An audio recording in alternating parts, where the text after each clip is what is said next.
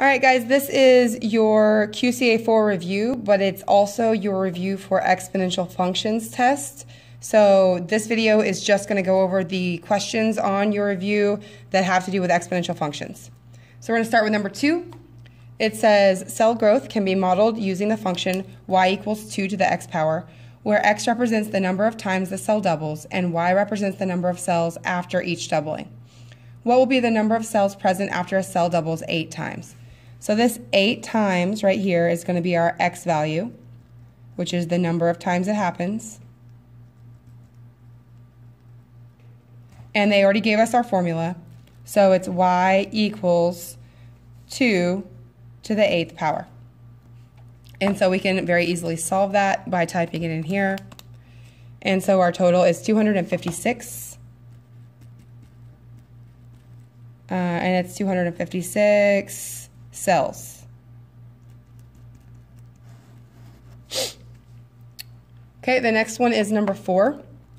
It says if you invest $2,000 compounded annually at 6%, how long will it take to double your investment? Round to 3 decimal places. So the trick with this one is that it's asking us how long. So we don't know how many times this needs to happen. We don't know our x value for this problem. So remember, our formula is the start times the rate to the x power, where x is the number of times it happens. And so we don't know that x. We're going to leave that as an x. We do know our starting amount of money is $2,000. We also know our rate. It does have the word double in it, but that's not telling us how our money changes. So don't see that word and think that your rate is 2. We have our rate here is how it's growing, and it's growing by 6% every year. And since it's growth, that means we're going to do 100% plus 6% to give us our 106%. And then to get our decimal, because we can't put a percent into our formula, we're going to divide that by 100, which gives us 1.06 for our rate. Okay, so then I know that my total money is going to equal that to the x power. We don't know how long it's going to take, how many times it needs to happen. What we do know is they want us to double our investment. So double my investment would be $2,000 times 2, which would be $4,000. So we know that we want the y to be 4,000. We don't know how to put the 4,000 here and work backwards and solve our x yet. You'll learn that in Algebra 2. But we do know how to use our calculator to match these two things up. So if we type in our formula,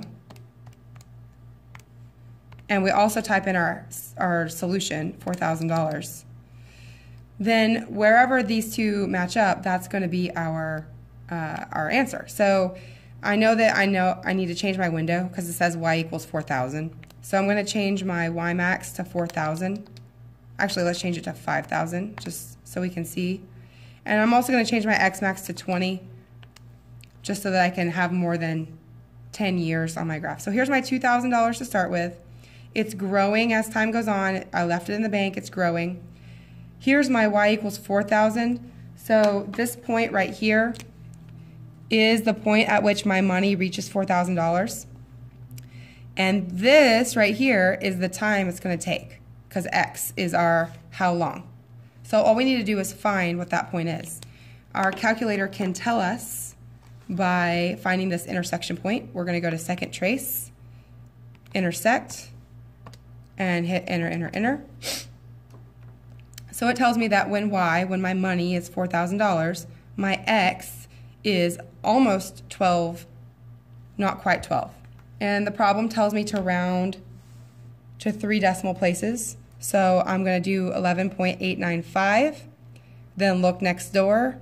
That is 5 or more, so I need to give this 5 a score, so that's 11.896 when I round it to 3 decimal places. 11.896 is our x.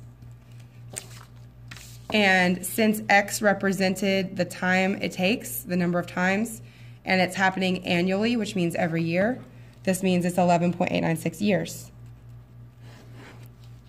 So that's how long it's going to take my money to double at that rate. Whoops, drop the camera, guys. Stay with me. Okay, turn the page and we will do the next problem, which is number 7. Okay. Number 7.